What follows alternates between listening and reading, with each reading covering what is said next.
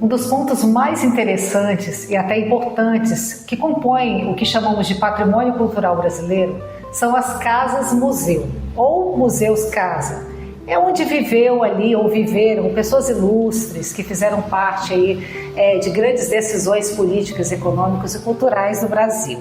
E eu estou exatamente na Casa dos Braga, da família Braga, de onde realmente saiu Newton e Rubem Braga, grandes expoentes da literatura e do jornalismo brasileiro. Estou com o Mário, coordenador da casa, responsável por todas essas ações riquíssimas que envolvem a vida e obra da família Braga, mais precisamente de Rubem e Newton Braga. E, Mário, primeiro eu quero agradecer essa simpatia, essa forma tão calorosa de nos receber aqui para poder contar um pouco da história dessa casa e do porquê ela existe. Bem-vindo, Mário. Obrigado. Eu que agradeço o convite, é um prazer estar aqui, é um prazer falar um pouquinho da nossa história. Eu tenho muito orgulho da nossa história, história de Cachoeiro. Eu acho que de tanto ler um pouquinho de Rubem, eu consegui pegar esse pouquinho do bairrismo que ele fala, né? Então, eu gosto de falar sobre Cachoeiro, a nossa história. Eu gosto de falar sobre, você falou, né, a importância que essa família teve para o desenvolvimento da nossa cidade, né? A gente está falando de uma família que teve o primeiro prefeito da história da cidade, né? Então, o primeiro prefeito de Cachoeiro foi o seu Coronel Francisco Braga, pai de Rubem e de Newton. O patriarca. O patriarca da família, né? E aí a gente está falando de uma casa que mantém as características físicas da época, né? Quando foi criada, edificada essa casa? A construção da casa, ela começou a ser construída em 1909 e 1910. O registro que ela ficou pronta em 1910. A gente não sabe ao certo quando ela começou, quanto tempo. Tem algumas pessoas que gostam, né, de perguntar isso, mas levou quanto tempo para ficar pronta? Então, nós sabemos, a história nos diz que ela ficou pronta em 1910. E a família Braga adquire a casa em 1913. Eles mudam para casa em 1913. Eles já moravam na fazenda do Frade, né? Aí vem toda a família para cá, e a casa passa a ser também uma referência não só para a família, mas para amigos, sabe, para políticos. A casa começa a receber muita gente, ela acaba virando uma referência, né, na cidade. Eu imagino no início do século passado, aquelas cidades aqui, pelo menos é a realidade aqui do interior do Espírito Santo, as maiores cidades edificando-se cada vez mais, né, o frisson das ferrovias, início dos veículos e muita coisa acontecendo. Eu imagino que aqui foram tomadas grandes decisões, e por que não falar dos saraus, né? De tanta poesia, tanta arte também. Fala um pouco dessa criação, do que tem na casa, né? Até para quem está nos ouvindo entender, e depois, se possível, visitar Cachoeiro de Itapemirim e conhecer pessoalmente esse rico acervo. A casa hoje ela é composta por 3 exposições fixas, tá? Por que nós chamamos ela? A primeira exposição é Minha Casa, Minha Cidade, porque é onde conta a história da própria família como um todo, né? Os móveis da época, a sala de jantar como era, como eu disse, lá em 1913, quando a família se reunia à mesa para jantar, utensílios da época usados pela família, sabe, os talheres, prato, todas essas coisas bem antigas ao nosso tempo, o quarto de casal, com a cama do casal. Vale ressaltar que nós estamos falando de uma família de 7 filhos. Uau, 7 filhos, né? O pai e a mãe e mais 7. Uau, para hoje, mas muito comum para a época, né? Para a época muito comum. E desses 7 filhos, nós estamos falando de as 2 filhas mais novas, caçula, elas nasceram neste quarto aqui, nasceram nessa casa, sabe, nesta cama que está aqui. Então, por que a gente chama de casa-museu? Porque a gente preserva a memória daquela casa, não somente o acervo, né, a história contada, mas a história vista, né, dessa mobília toda, do lustre, do estilo arquitetônico. Eu vejo particularmente isso muito presente na arquitetura colonial também, né, brasileira. Então significa que o Coronel Francisco era um homem de bom gosto, né? De bom gosto. Sua esposa, pelo que eu li também, até em alguns livros do Rubem Braga, ele falava muito da mãe, né? Dona Nenê, chama, né? Dona Nenê. Carinhosamente, assim, falar. Aí você falou dele, né? Me vem uma lembrança de uma primeira lei que ele cria em Cachoeira de Itapemirim, proibindo carro de boi andar no centro da cidade depois das 18 horas. Porque ele pensando na qualidade de vida desses moradores por conta do barulho, entendeu? Então, até as 18 era permitido andar, né, trafegar esses carros de boi na rua. Depois das 18, não, era proibido. Ele cria-se essa primeira lei. De fato, era um homem bem elegante, né? Então, a gente fala assim, a gente nota que a casa possui um rico acervo, possui mobílias, possui documentos também, né? Fragmentos de jornais, né? Muita coisa de Newton e Rubem. Mas é importante frisar que todo museu casa, ele vem de uma casa histórica, né? Mas nem toda casa histórica se torna uma casa museu. Então é importante salientar que o que faz diferença aí é o trabalho que se opera nessa casa, né? E aqui nós fazemos, veio a Cachoeiro várias vezes, como eu falei com você de forma offline, né? Já vim como turista, vim como trabalhadora, porque aqui eu exerço algumas funções na atividade cultural, e agora eu estou vindo como pesquisadora com um olhar mais atento. E sou realmente uma entusiasta para que toda casa que um dia pertenceu a alguma história de alguma pessoa ilustre, alguma pessoa importante aí para seu determinado local, que vire um museu casa. Falando exatamente dessas ações, desse trabalho realizado, qual o ponto forte da casa, do Centro Cultural Casa dos Braga? Falando dessas ações culturais. Eu acho que o ponto forte é o nosso trabalho de visita guiada. Né? A gente tem um trabalho de visitação para as escolas aqui, para visita guiada mesmo, que a gente passa a cada cômodo da casa contando um pouquinho da história, mostrando os objetos, falando um pouquinho da importância de quem viveu aqui. A gente fala muito de Rubem, de Newton, mas nós também tivemos os irmãos mais velhos, né, que eles criaram o Jornal de Cachoeiro, o cartório da família Braga. Aí eu não posso deixar de citar Carmozina, que é a irmã mais nova. Carmo, carinhosamente conhecida como Carmo, que foi a primeira mulher a dirigir em Cachoeira de Itapemirim. Sabe? A gente tem muita coisa mesmo. Eu não posso deixar de falar a importância de Newton Braga para a construção de nossa história, né? Ele, assim como o Rubem, eles saíram da cidade para poder estudar. Os dois foram para Belo Horizonte para poder estudar. Mas em um determinado momento, por necessidade familiar, Newton é obrigado a voltar para Cachoeiro para cuidar das irmãs, da mãe, da família, dos negócios, porque os irmãos mais velhos já estavam adoecidos, Rubem estava fora, então ele precisava voltar. E aí eu tenho uma máxima que eu gosto muito de usar, eu gosto de falar isso, é que o Rubem saiu para vender cachoeiro pelo mundo e o irmão ficou organizando a cidade. E aí olha que sacada, né? Nós tínhamos comemorações separadas, né? A emancipação política de Cachoeira era comemorada em uma data, 25 de março, e o dia do padroeiro, 29 de novembro. Aí esse homem aqui, né? Essa imagem, ele tem uma sacada e fala, por que a gente não faz tudo dia de Cachoeiro em 29?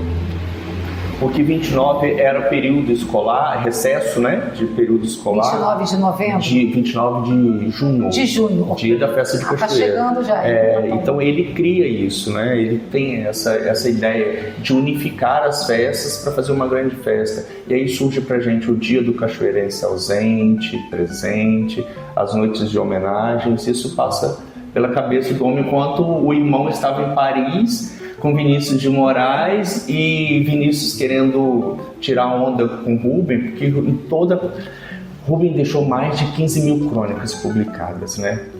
um legado assim, de certa forma é uma coisa muito rica que nem todo brasileiro, infelizmente, ainda teve, se apropriou disso. E aí, e na maioria das crônicas, o Rubens cita muito Cachoeiro, muito. E aí, nesses bate-papo com Vinícius de Moraes, Vinícius falando lá vem Rubem Braga, com a famosa capital secreta do mundo, né? Ou seja, que ninguém conhece, só ele conhece. E Rubem, muito esperto, se apropria disso, né? E nossa cidade é conhecida como capital secreta do mundo por conta disso, desse bate-papo e dessa insistência de Rubem, sabe, de falar sempre da sua cidade, de falar... De forma tão carinhosa e efusiva. E memória, né? Aí a gente volta para o seu ponto inicial, né? Falar da memória de casa, né? Ele descreve como ninguém essas memórias das árvores, por exemplo, das árvores centenárias que existem aqui na casa até hoje. Sabe, ele fala do pé de fruta-pão, ele fala do pé de figo, ele fala do pé de amora, sabe, ele fala do cajueiro, é o único que nós não temos, que morreu mesmo, o cajueiro não foi para frente, mas essa boniteira, tudo isso ele retrata, ele dá pra gente em riquezas de detalhes. E eu gosto de dizer também, a casa, ela é muito feita de poesia e prosa. Esse é o nome de um livro de Newton, Poesia e Prosa. Se você andar pela casa, a casa toda ela tem um projeto tipográfico com trechos. Quando não é uma crônica de Rubem, é uma poesia de Newton. Que lindo. E isso tudo foi feito, esse projeto tipográfico, com memória de Ana Graça, que era irmã, né? Ela não chegou a ver a casa-museu sendo inaugurada, ela infelizmente faleceu antes da inauguração da casa, mas todo esse projeto tipográfico foi feito a partir da memória dela, sabe, de como que ela lembrava da pintura da casa, onde ficava cada mobília, então tem esse apego também afetivo, né? Fantástico. Falando em memória, uma das coisas que para mim são mais desafiadoras é trazer projetos de fato muito interessantes para encher os olhos da nossa nova geração, das pessoas que virão, cujo passado, né, vamos colocar aqui, cujo passado de Rubem, a família, está distante até da realidade deles, né? E um desafio muito grande é captar a atenção da nova geração ou de nós mesmos que estamos tão acostumados a ter várias coisas para fazer, rolar ali na tela, impacientes, tá? O que vai fazer com que eu visite as casas-museu ou os museus, né? Ou seja, quaisquer pontos de visitação e segure a minha emoção, prenda a minha emoção, não faça, não, vai lá que você vai amar. Na sua opinião, como coordenador de cultura experiente, o que chamaria atenção? Quais seriam os desafios, né, para esses novos tempos? Eu acho que é experiência, sabe? É a experiência. Só a experiência. É a experiência de vivência mesmo, sabe? Uma coisa igual você está aqui agora comigo, você andou pela casa, você conhece a casa, você sente a energia do lugar, então você viveu essa experiência. Você está na tela vendo o museu guiado, eu sinto, meio frio mesmo, né? Então eu acho que o grande desafio é trazer não somente o turista, mas trazer o estudante para dentro da casa, para ele viver a experiência de estar dentro dessa casa, sabe? De saber como que era possível uma casa que não tinha banheiro dentro da casa, como que era feita a higiene pessoal dessas pessoas, que experiência que era essa, igual o seu Francisco chegava, sentava na sua cadeira de balanço e sua filha vinha tirar o seu calçado, sabe, para poder fazer massagem no pé, e era um momento que eles tinham de intimidade, de relação entre pai e filho, sabe, e que de uma época que era muito distante. Então, o que eu posso, o grande desafio é fazer você entender que você precisa estar aqui, sabe, você precisa andar por esses pontos, você precisa ver. Eu vou falar até de uma memória recente também, que deixa marca na gente, deixou marca na casa, né? A grande enchente que Cachoeiro sofreu em 2020, a casa foi atingida. No ano da pandemia, olha, quantos dilemas e problemas, né? E a casa, ela sobreviveu a isso, mas ela não sobreviveu ilesa.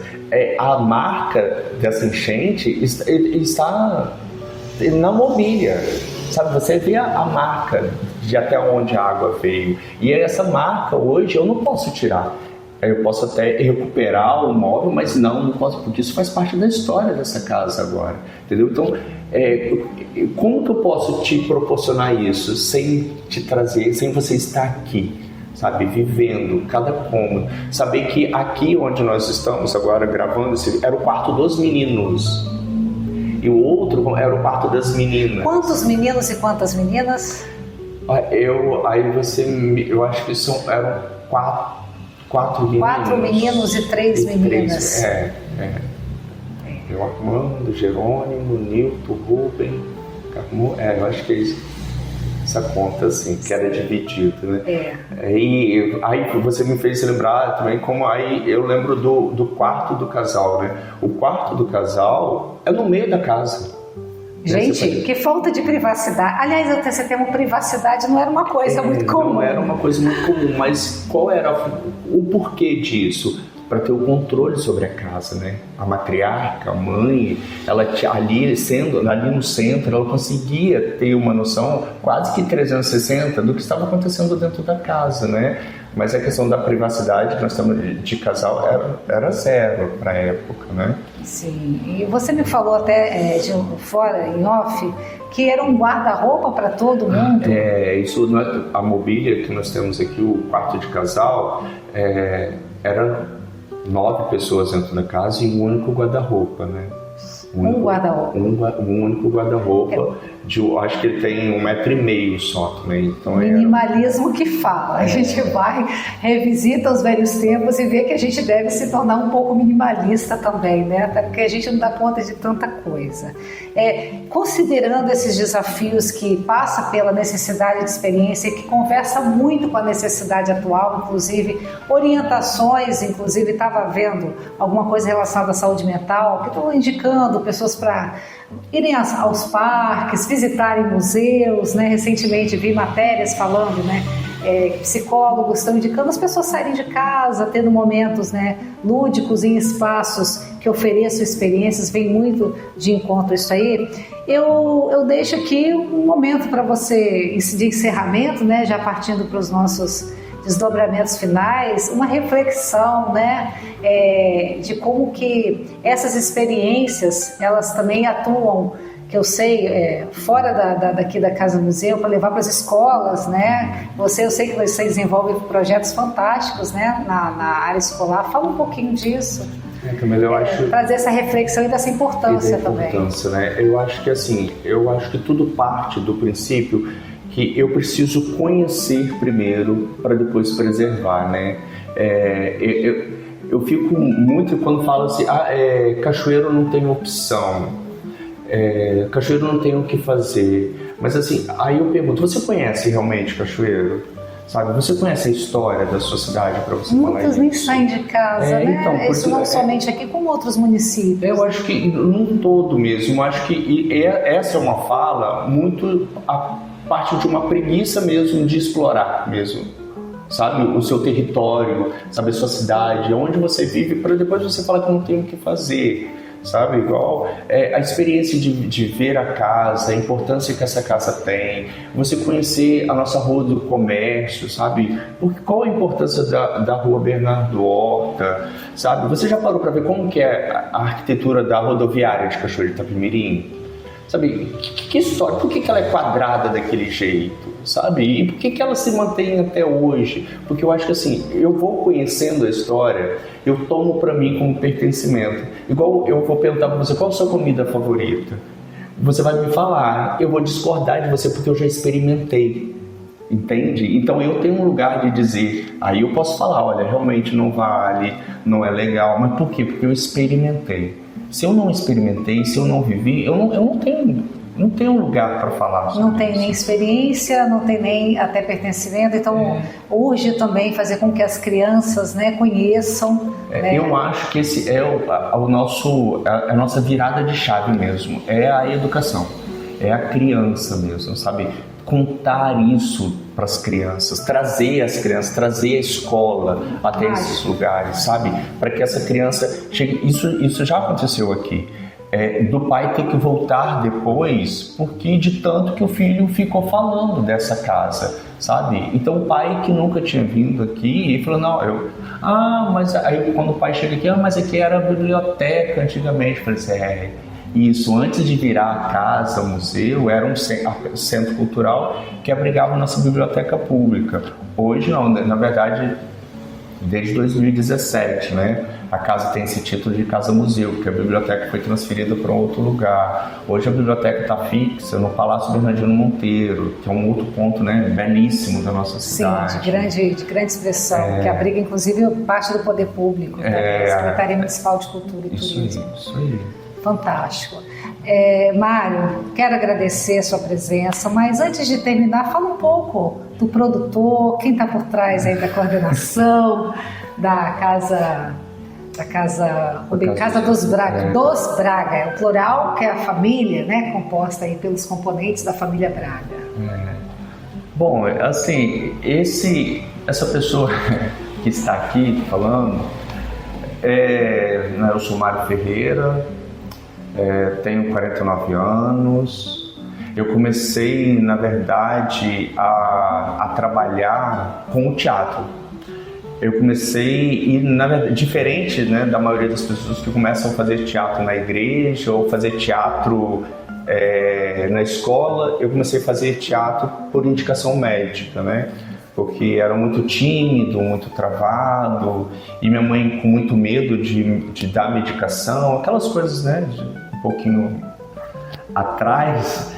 E aí o próprio médico indicou, falou assim, leva ele para fazer algum esporte, alguma atividade. E como eu nunca fui muito bom no esporte, eu comecei a fazer teatro. Então, primeiro o Mário, essa pessoa, ele começa como ator de teatro, né? Eu vou pro palco, eu me apaixono pelo palco.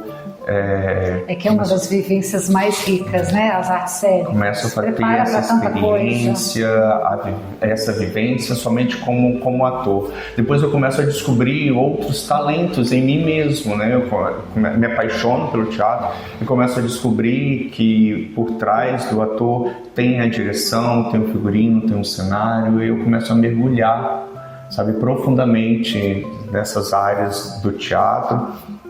E mais pra frente, aí eu vou estudando, vou me formando e de repente eu me descubro dentro de uma sala de aula como professor de artes, né? Que eu tenho muito orgulho disso, eu adoro a sala de aula, adoro poder falar sobre arte, porque eu acho que ela que me transformou. Né? Hoje eu sou uma pessoa transformada por conta da arte, sou um educador, sou um gestor, mas porque a arte me salvou lá atrás, né? Eu acho que a arte ela tem essa função. E aí eu passo também 17 anos da minha vida dentro do setor público, da administração pública, fazendo gestão de cultura na nossa cidade. E aí termino aqui, não é meu fim, né? E hoje estou aqui como gestor da casa, tenho um prazer enorme de estar aqui à frente, né, falando um pouco dessa família que foi tão importante para o desenvolvimento da nossa cidade.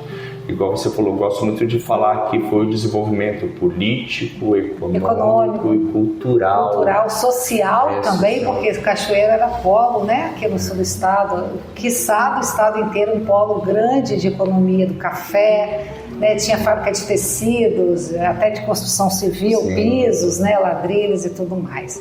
Mário, somos muito gratos pela sua presença em nosso programa Sociedade de Impacto.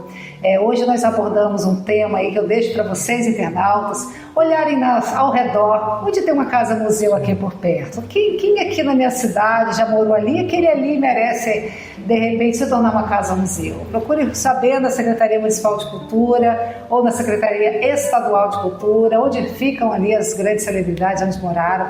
E você, pessoa física, cidadão, também pode vasculhar a história da sua família, vai achar pessoas também importantes, né? Às vezes um escritor, como foi Newton e Rubem, às vezes uma atriz, às vezes, né, um pintor. Vasculhem que vocês vão achar a história muitas vezes dentro de casa. Agradeço mais uma vez, Mário, que a sua energia irradie todos esses visitantes que venham aqui e possam ter cada vez mais e mais visitantes aqui na casa dos Braga. Isso, eu que agradeço.